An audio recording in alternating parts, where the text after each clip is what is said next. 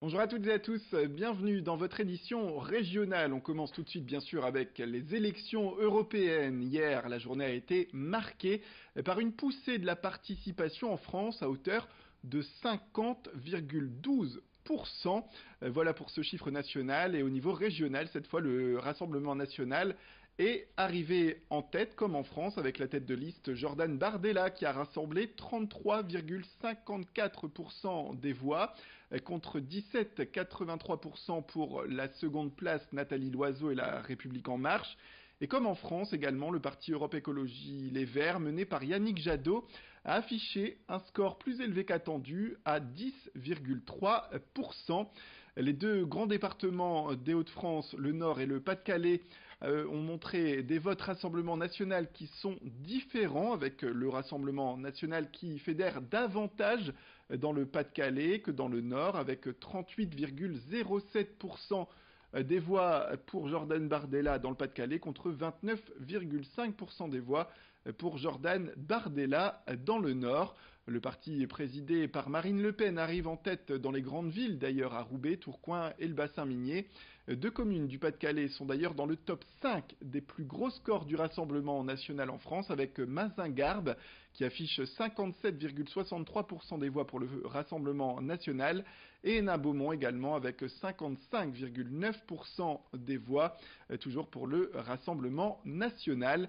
Pour parler de ces élections, place au propos tout de suite de notre spécialiste politique Jean-Claude Brancard du magazine Autrement dit.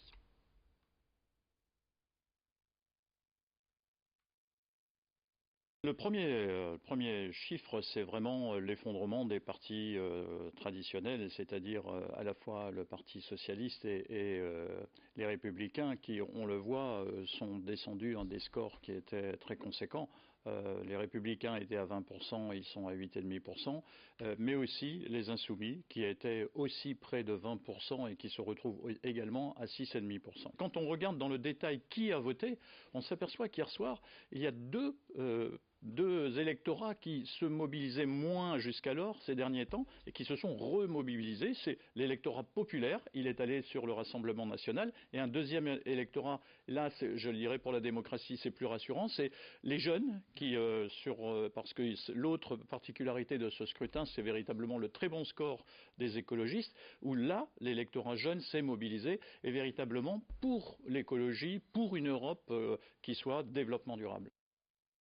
Et à noter la présence de 8 élus des Hauts-de-France qui vont siéger au Parlement européen avec ce trombinoscope qui s'affiche à l'écran. Parmi eux, au sein du Rassemblement national, il y aura Catherine Griset, Philippe Olivier également. Et puis à noter pour la République en marche, Pascal Canfin et Dominique Riquet. Et puis pour le dernier et troisième parti arrivé en tête, il y a Marie Toussaint, Karima Deli et Damien Carême pour Europe Écologie Les Verts. Le 14 mai, la direction d'Auchan a annoncé qu'elle quittait l'Italie et ses 1600 magasins ainsi que le Vietnam qui compte 18 magasins de l'enseigne. Une annonce qui fait suite à la cession de 21 sites en France dont le magasin bio situé à Marquette-les-Lilles. C'est la conséquence d'une perte d'1 milliard d'euros affichée par l'entreprise roubaisienne qui vit sa plus grave crise économique depuis sa création en 1961. Voilà qui inquiète les salariés. Idil Gunaï fait le point.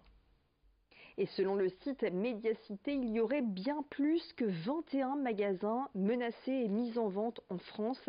Il y en aurait une centaine inscrits sur une liste noire des magasins qui ont été placés sous haute surveillance. Cette liste noire aurait été communiquée aux élus du personnel à l'occasion d'un comité central d'entreprise. C'était le 30 avril dernier. Ce jour-là, la direction aurait parlé d'une centaine de foyers de perte, sans pour autant préciser les magasins concernés. Ce qui est sûr, c'est que le groupe Auchan Retail France affiche des pertes considérables.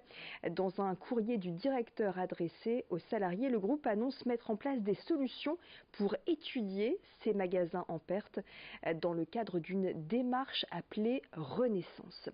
Les salariés de leur côté craignent l'annonce d'un plan social dans les prochains mois, d'où leur rassemblement jeudi dernier devant le siège du groupe.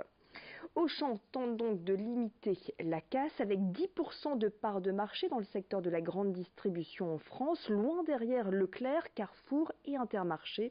L'enseigne subit les conséquences d'un virage qu'elle n'a pas opéré, contrairement à ses concurrents qui ont opté pour des surfaces plus petites avec des rayons plus adaptés aux attentes des consommateurs actuels.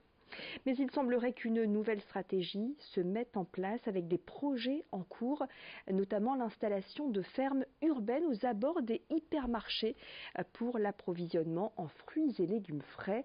Ce serait le cas du côté d'Anglo ou encore de Grande-Synthe. Et puis pour terminer, en vue de la Coupe du Monde féminine de football de la FIFA, 250 volontaires sont actuellement en formation au stade du Hainaut à Valenciennes. Après des phases d'inscription, d'entretien et de sélection menées entre mai et décembre 2018, chacun participe actuellement à une journée de formation en fonction de ses missions. Ce lundi, 25 volontaires ont appris à se servir du logiciel accréditation et ont reçu leur tenue vestimentaire officielle qu'ils porteront pendant la compétition. Les formations vont se poursuivre pendant 15 jours dans 14 domaines d'intervention, parmi lesquels l'organisation des matchs, l'accueil et l'orientation des spectateurs ou encore l'accompagnement des médias. Pour ces volontaires, la participation à cette Coupe du Monde est l'occasion de vivre l'événement de l'intérieur. Tous sont passionnés de football et les profils sont très variés. Idil Gunay est allé rencontrer ce petit monde.